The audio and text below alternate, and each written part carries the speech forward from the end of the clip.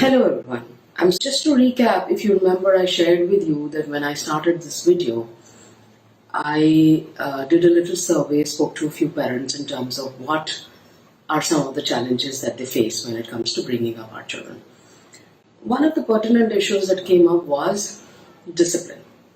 And when they say discipline, they're kind of saying that, when we ask our children to do something, they don't do it in that moment, at that very millisecond, and oftentimes these are situational because you have to get out of the door, the school bus is coming, or you have to rush to an appointment or something, and they don't listen.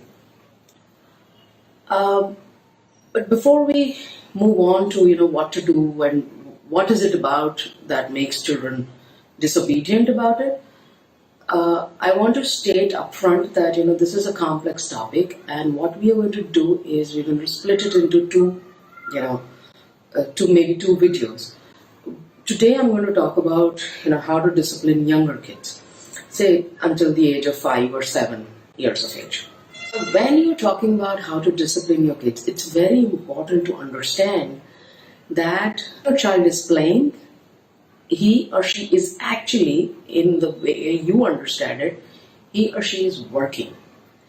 And imagine you're in a conference and your child, or anybody for that matter, disturbs you and asks you to go make a cup of tea, to tie your shoes, or put on your bag, do your hair, and you have to go out.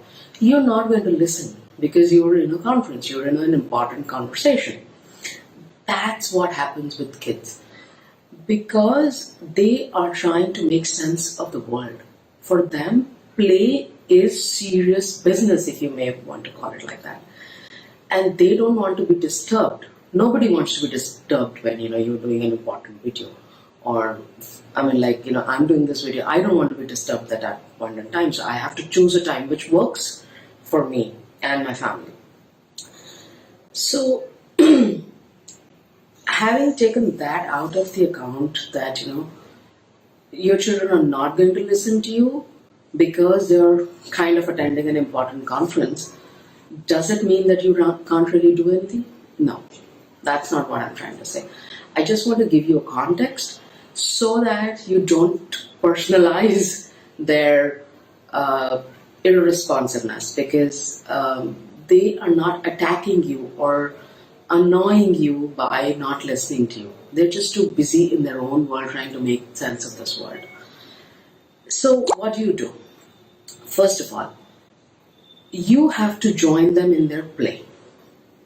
Never, never, never just pick up your child and remove them from the situation of play, or start yelling or start shouting, or say take away the game.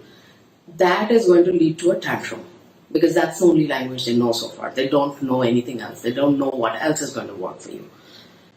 So once you've joined them in the play, so for example, I'm going to take this example of they're making a puzzle or they're playing with blocks. So what you're going to do is you're going to join the process of building something, and you are going to actually start putting pieces together. And once he or she feels that you are in this game, you are going to look for a logical step or a logical point to disrupt the game. Now, what could be a logical point? Supposing they're making a piece and that piece is over. Supposing they're making a car and the front side is over. At that point, you ask them first to look at you.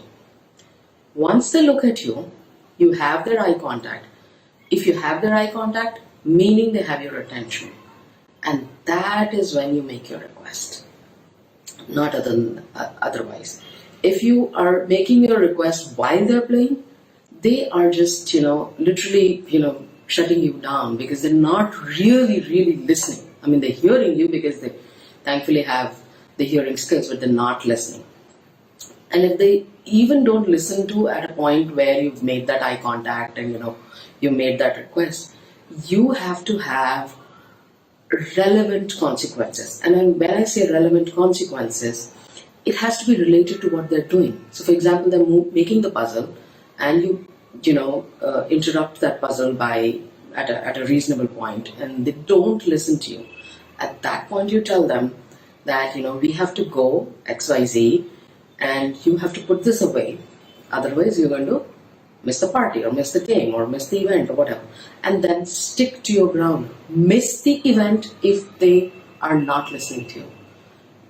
You might feel like, oh God, I just missed a birthday party or something.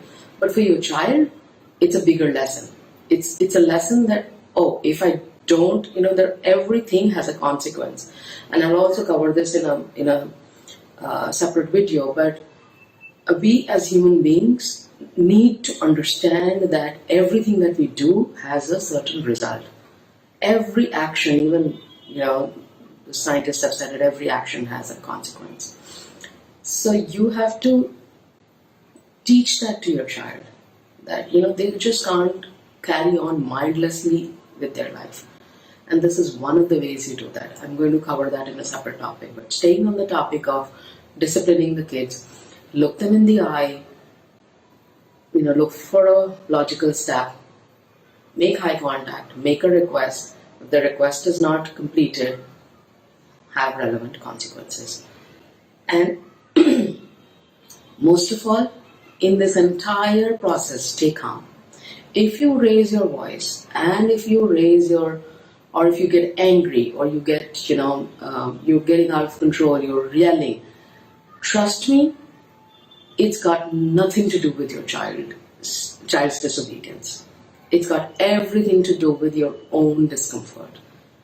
And again, this is a topic for another video, but the point is you need to take a step back, take care of yourself, calm yourself down, maybe have a cup of tea, a glass of wine, whatever it takes. But calm yourself down. And if you think you're not in a position to talk to your child, don't talk to your child. That is better. Come back when you're feeling better. So, there it is. I hope with these tips you will be able to set some discipline to younger kids. For older kids, we will do a separate video.